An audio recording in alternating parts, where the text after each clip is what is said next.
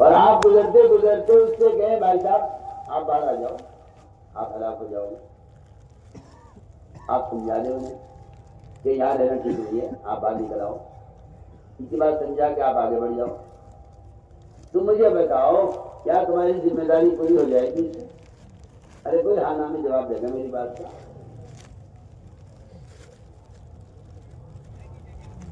یہ کیا خیال ہے آپ کا؟ آپ کے سمجھانے کی جان بچ جائے گی؟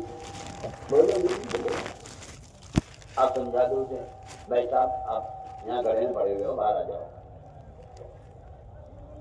میں آپ سے کہتا ہوں گناہ کرنے والا گڑھے میں پڑے ہوئے شخص کی طرح ہے، گناہ کرنے والا گڑھے میں پڑے ہوئے آدمی کی طرح ہے۔ ابو دردہ کا قول میں عرض کر رہا ہوں، صحابی ہیں، وہ کہتے ہیں گناہ کرنے والا گڑھے میں گرنے والے کی طرح ہے۔ کیا تم اس کو نکالو گے نہیں گڑھے؟ یہ حضرت تکن ہو سک رہی جی، کیا تم نکالو گے نہیں گڑھے؟ میں کہنا چاہتا ہوں کہ آپ ملاقاتیں کر کے لوگوں تک دین کی بات پہنچا، ہمارے ایسا فرماتے تھے کان میں بات ڈالنا کوئی تبلیغ نہیں ہے، کان میں بات ڈالنا تبلیغ نہیں ہے، بات کا دل میں اترنا تبلیغ ہے۔ اور یہ بات بالکل قرآن حدیث سے اور آپ صلی اللہ علیہ وسلم کے عمل سے یہ بات ثابت ہے کہ بات کے دل میں اترنے کی جگہ صرف مسجد ہے۔ اس لیے حدیث میں قرآن میں صاف فرما دیا کہ ایمان والے وہ ہیں جو مسجد کا عمل سے آباد رکھتے ہیں۔ یہ بات یاد رکھو کہ مومن مشرک کے درمیان مسجد کا آباد کرنے کا فرق ہے۔ غیر مسلم اور مشرک کے بارے میں قرآن نے کہا ہے کہ وہ مسجد کا آباد کرنے والی نہیں ہے، لیکن سارے ایمان والے مسجدوں کا آباد کرنے والے ہیں۔ تو میں نے عرض کر دیا کہ آپ گزرتے گزرتے کسی کو دین کی بات کان میں ڈال دیں، یہ ایسا ہے جیسے کسی گڑھے میں گرے ہوئے آدمی کو آپ نکلنے کی ترغیب دے دیں کہ بھائی باہر آ جاؤ۔ نہیں جی، اس کو سہارا چاہیے۔ آپ ہاتھ پکڑ کے اسے گڑھے سے باہر نکال لیں، پھر تو اس کی جان بچ سکتی ہے۔ اور اگر آپ اسے نکلنے کی ترغیب دے کر آ جائیں تو میں کہتا ہوں کہ آپ نے اسے اسی کنویں میں چھوڑ دیا جہاں وہ پڑا ہوا تھا، اس سے تو ذمہ داری ادا نہیں ہے۔ میں نے پہلی بات کی، پہلا مقصد اس تبلیغ و دعوت کا، پہلا نمبر، پہلی صفت ایمان میں کمال پیدا کرنا ہے۔ اور اس ایمان کی تکمیل کا طریقہ یہ ہے کہ آپ خود اپنا وقت فارغ کریں، روزانہ مسجد کے اطراف میں لوگوں سے ملاقاتیں کر کے انہیں گناہوں کے ماحول سے نکالیں اور انہیں اللہ کا فریضہ ادا کرنے کے لیے تیار کریں۔ اسے کہتے ہیں بالمعروف و نہی عن المنکر کی عملی محنت۔ یہی صحابہ کرام کا طریقہ تھا اپنے ایمان میں کمال پیدا کرنے کا۔ یہاں کا لا کر مسجد کے ماحول میں یہاں اللہ کی بڑائی سمجھاؤ، یہاں اللہ کی توحید سمجھاؤ۔ دیکھو یاد رکھو، تم نے کتاب میں اللہ کی بڑائی پڑھ لی، تم نے کتاب میں اللہ کی بڑائی پڑھ لی، یہ اللہ کی بڑائی کی معلومات ہے، یہ اللہ کی بڑائی کی معلومات ہے۔ تم نے کتاب پڑھ لی، کتاب میں تم نے اللہ کی بڑائی پڑھ لی، یہ اللہ کی بڑائی کی معلومات ہے۔ اللہ کی بڑائی دل میں جب پیدا ہوگی جب بندہ خود اللہ کی بڑائی کو بولے گا۔ سنو میں کیا کہہ رہا ہوں، آپ سمجھو کتاب پڑھ کے ایمان آ جائے گا اور کتاب پڑھنے سے اللہ کی بڑائی دل میں بیٹھ جائے گی؟ میں تو بالکل صاف کہتا ہوں، ایسا نہیں ہے، ایسا کہیں ہے ہی نہیں۔ اذا ذکر اللہ وجلت قلوبہم واذا تلیت علیہم آیاتہ زادتہم ایمانا۔ علماء سے کہہ رہا ہوں اس آیت پر غور کرنے اگر تو یہ بات سمجھ میں آ جائے گی کہ دوسروں کو اللہ کی یاد دلانے سے دلوں کے اندر کا جلا ہوتا ہے اور دوسروں کو اللہ کا کلام پڑھ کر سنانے سے ایمان میں زیادتی ہوتی ہے۔ دونوں ایسے ایسی ہیں، اذا ذکر واذا تلیت۔ علماء سے کہہ رہا ہوں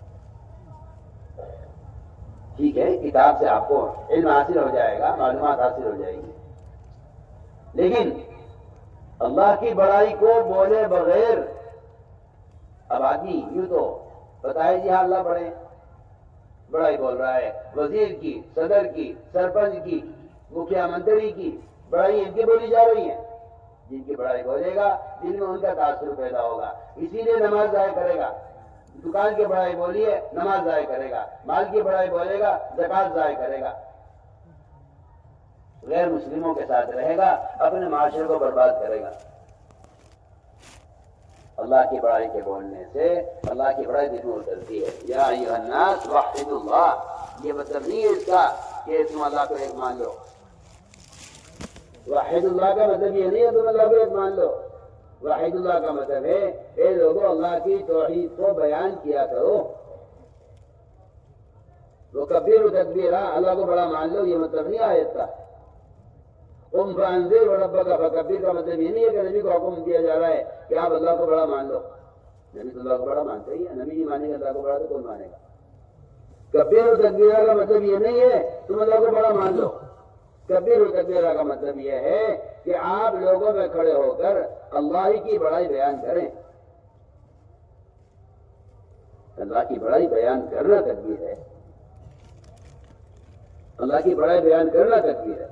میں یہ کہنا چاہتا ہوں، اس لیے فرمایا کہ بڑے کے گھر میں لاؤ، بڑے کے گھر میں آنے سے بڑے کی بڑائی پیدا ہوتی ہے۔ تم مسجد گھر میں جاؤ، اس کی وزارت کا تاثر پیدا ہوگا۔ تم صدر کے گھر میں جاؤ، بادشاہ کے محل میں جاؤ، اس کی بادشاہ کی بڑائی دل میں پیدا ہوگی۔ ایسے ہی اللہ کے گھر میں آنے سے اللہ کی بڑائی پیدا ہوگی۔ تو میں نے عرض کر دیا کہ گشت کا پہلا مقصد گشت کا ہے اپنے ایمان میں کمال پیدا کرنا۔ یہی صحابہ اکرام کا معمول تھا کہ وہ دعوت دے کر مسجد میں جاتے تھے اور مسجد کے ماحول میں دین کی بات ہوتی تھی، کیونکہ خدا کی قسم صرف مسجد ہی وہ جگہ ہے جہاں دل پلٹ سکتا ہے۔ صرف مسجد ہی وہ جگہ ہے جہاں دل پلٹ سکتا ہے، مسجد ہی صرف وہ جگہ ہے۔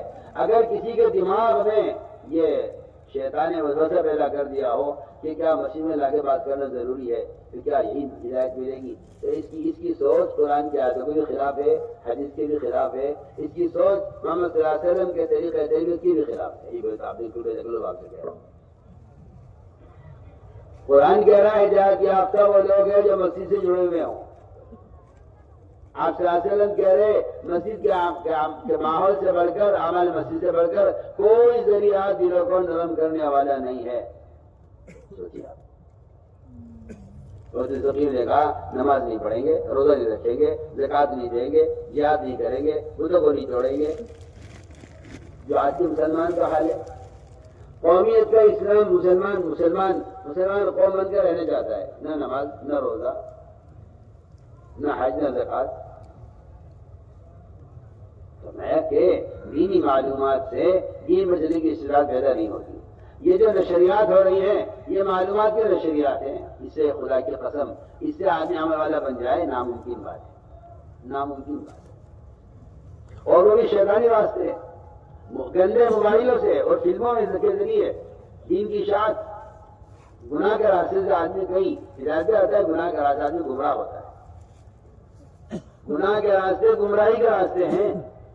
تم گناہ کے راستے سے اس علم کو، گناہ کے راستے سے اس علم کو جبریل آسمان سے لے کر آئے ہوں اور محمد صلی اللہ علیہ وسلم سے معانقہ کر کے انہیں بھیج کر ان کے اندر علم کو داخل کیا ہو، آج آپ شیطانوں کے ساتھ رہ کر اور شیطانی آلات کے ذریعے سے علم حاصل کرنے کو سمجھتے ہیں کہ اس میں بسرا پیدا ہوگی۔ ایسا بیوقوف اناڑی آدمی کون ہو سکتا ہے بھلا؟ ایسا بیوقوف کون ہو سکتا ہے جو محمد صلی اللہ علیہ وسلم کے طریقوں سے ہٹ کر باطل اور حرام راستوں سے علم حاصل کرنا چاہے اور حرام راستوں کے ذریعے چاہے کہ ہدایت پھیل جائے دنیا میں؟ اس کے لیے تو فرشتوں کے ساتھ رہنا ہوگا علم حاصل کرنے کے لیے، اور اس کی جگہ صرف مسجد ہے۔ میں اس لیے کہنا چاہتا ہوں کہ ایک نہیں سینکڑوں واقعات ہیں ایسے صحابہ کے۔ تو فیل کہتے ہیں کہ میں نے اپنے کان بند کیا، روئی سے باقی بات سننا نہیں چاہتا تھا۔ میں نے مسجد میں قدم رکھا، اندر میرے دل نے کہا ان کی بات سننی چاہیے۔ میں نے کان سنوں نکالی، آپ کی بات سنی۔ 80 خاندانوں کو اسلام میں لے کر آیا سہیل رضی اللہ تعالیٰ۔ یہ مسجد میں کے ماحول کا اثر ہے۔ سمامہ نے کہا میں حق بات قبول نہیں کروں گا، آپ نے 3 دن مسجد میں رکھا۔ میں نے کہا ہم نماز نہیں پڑھیں گے، زکوٰۃ نہیں دیں گے، فرائض پر عمل نہیں کریں گے، میں نے مسجد میں رکھو۔ مسجد کہیں اندر ہی وہ اثر ہے کہ جو اس کے دین کے دلوں کو نرم کرے گی۔ آج کی پتہ نہیں اناڑی کہاں سے آئے جن کا خیال یہ ہے کہ نہیں یہ کوئی ضروری نہیں ہے مسجد میں جانا، بس آپ دین کے بعد لوگوں تک پہنچا دیں۔ ہدایت اللہ کے ہاتھ میں، ہدایت اللہ کے ہاتھ میں ہے۔ ہدایت اللہ کے ہاتھ میں شیطانی راستوں سے، ہدایت اللہ کے ہاتھ میں گناہوں کے راستے سے، ہدایت اللہ کے ہاتھ میں بدعتی راستوں سے، ہدایت اللہ کے ہاتھ میں ہے گناہوں کے راستے سے. تو یا تو آپ کسی کی عقل خفت ہو گئی ہو، کسی کی کھوپڑی الٹی ہو، تو اس کا کیا علاج ہے؟ ہدایت کا وعدہ خدا کی قسم صرف محمد صلی اللہ علیہ وسلم کے طریقے پر ہے، اور کسی طریقے میں ہدایت کا وعدہ نہیں ہے. قرآن نے فیصلہ کیا ہے ان تطیعوہ تہتدوا، اگر تم نبی کے طریقے ہدایت پر ہو تب تو ہدایت کا وعدہ ہے، اور اگر تم نبی کے طریقے ہدایت پر نہیں، ہدایت کا کوئی وعدہ نہیں ہے. قرآن صاف کہہ رہا ہے. آپ اپنی بکواس کرتے رہیں، اپنے طریقے، آپ گناہوں کے طریقے آپ جتنا چاہے شور مچاتے رہیں کہ اس طرح بھی ہدایت ملتی ہے. قرآن انکار کرتا ہے. قرآن نے کہا ان تطیعوہ تہتدوا، اگر ہدایت کے حاصل کرنے کے لیے تم صرف نبی کے طریقے کے پابند ہو تب تو ہدایت ملے گی، اللہ ہدایت دیں گے.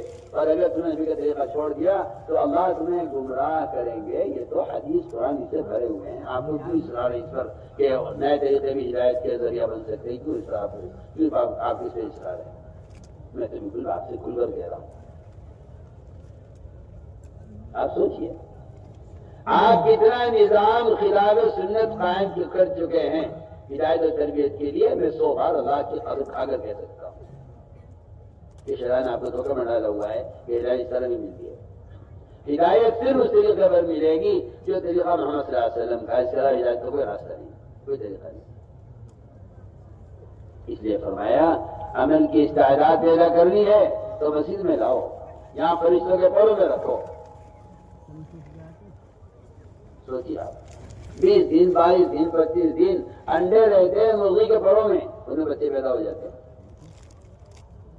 تم رکھتے دیکھ لو مگر میں مرغی پر انڈے کو بٹھا کے دیکھ لو، جو انڈا مرغی کے پر سے الگ پڑا رہے گا وہ گندا ہوگا، سڑے گا، بدبو اس کے اندر بنے گی.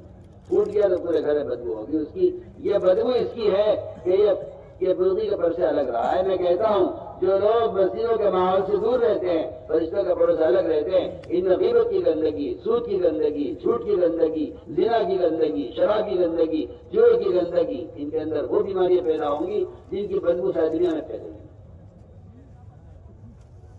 آپ سمجھتے ہیں دینی معلومات سے دین قائم ہوا ہے؟ ایسی حماقت کی سوچ.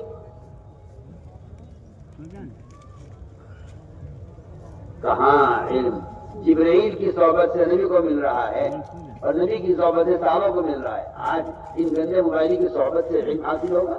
کسی کی عقل خفت ہو گئی ہو، کسی کھوپڑی الٹی ہو گئی ہو، وہ تو یہ بات کر سکتا ہے کہ شیطانوں کی صحبت سے اور گندی فلموں کے دیکھنے سے علم حاصل ہوتا ہے. اس لیے ان شیطانی راستوں سے ہٹ کر ہمیں پلٹنا پڑے گا سب کو اجتماعی طور پر اس طریقہ محنت کی طرف جو طریقہ محنت محمد صلی اللہ علیہ وسلم کا ہے کہ صحابہ کی طرح گشت کرو بازاروں میں اور لوگوں کو ان کے ماحول سے اٹھا کر مسجد کے ماحول میں لاؤ. صحابہ خوشامد کر رہے ہیں صحابہ کی. وہ جو سارے صحابہ پورے دین پر قائم تھے ان کی خوشامد کر کے مسجد میں لایا جا رہا.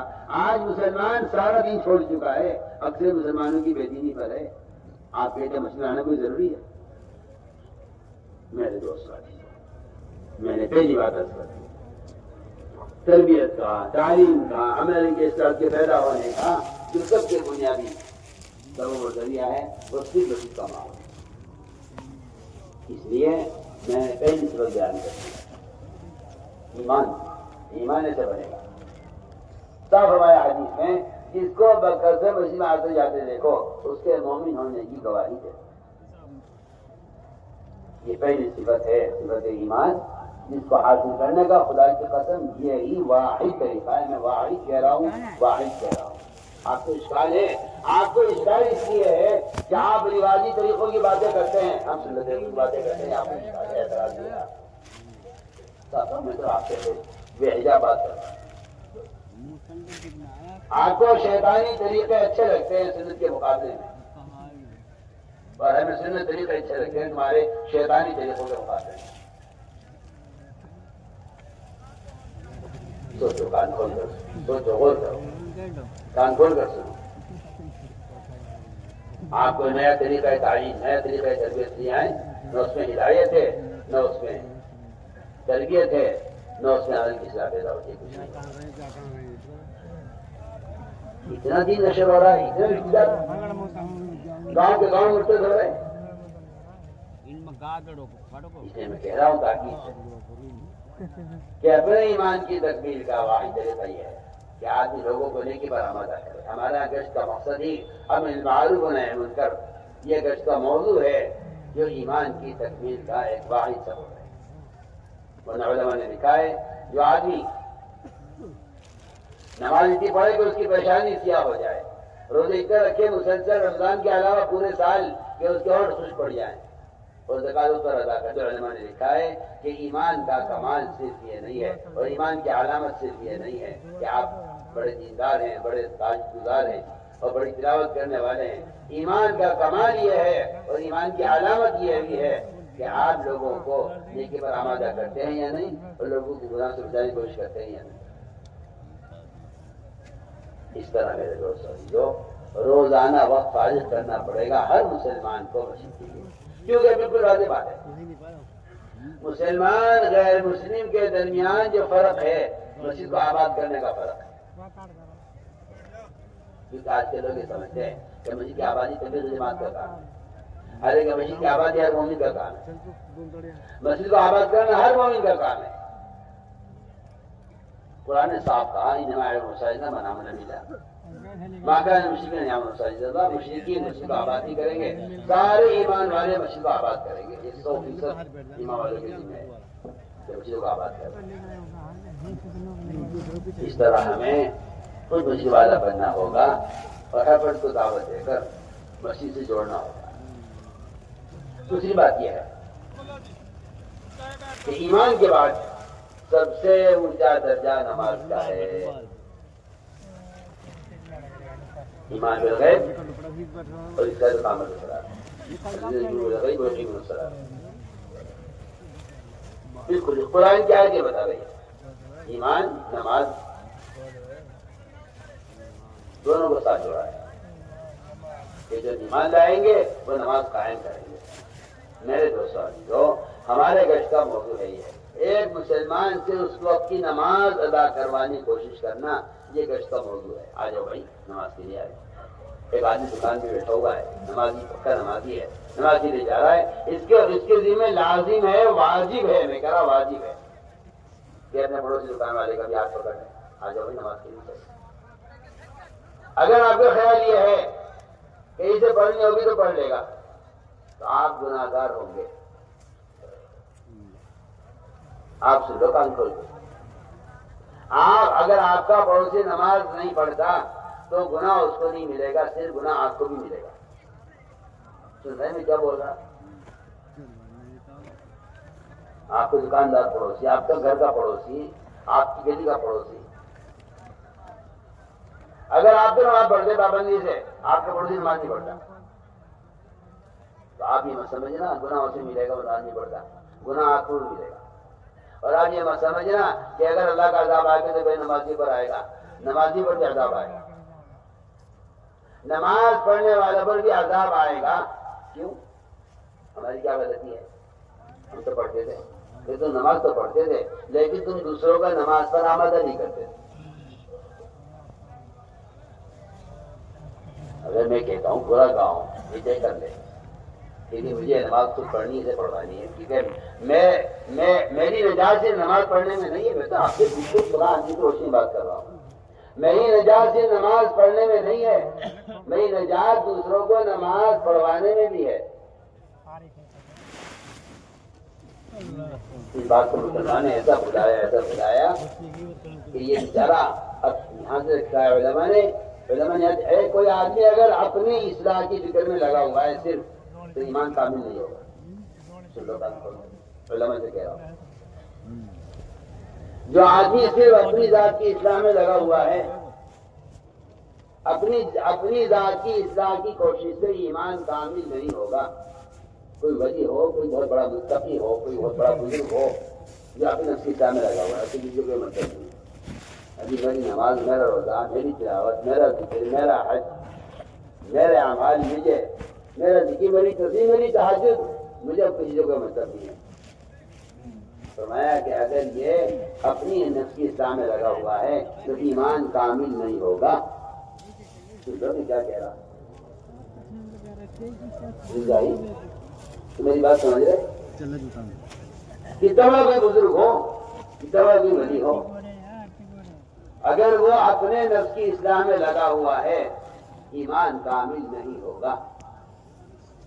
یہ میں کوئی خیالی باتیں نہیں کر رہا، یہ کوئی میرا اپنا خیال نہیں ہے، بالکل اسی طرح ترجمان السنہ میں لکھا ہے ہمارا بدر عالم ارشاد صاحب نے، آپ کو پڑھے اس کو، پڑھیے۔ اپنی کمالت عملیہ، اپنی ذات سے کمالت علمیہ دونوں لکھا ہے، اس سے جو چاہے کمال حاصل کر لے، لیکن اس کا ایمان کامل نہیں ہوگا جب تک یہ دوسروں کو دعوت نہیں۔ فرمایا تمام نفوس کی اصلاح پر موقوف ہے اس کے ایمان کا کمال۔ اپنے نفس کی اصلاح کی کوشش سے ایمان کامل نہیں ہوگا۔ آدمی اپنی ذات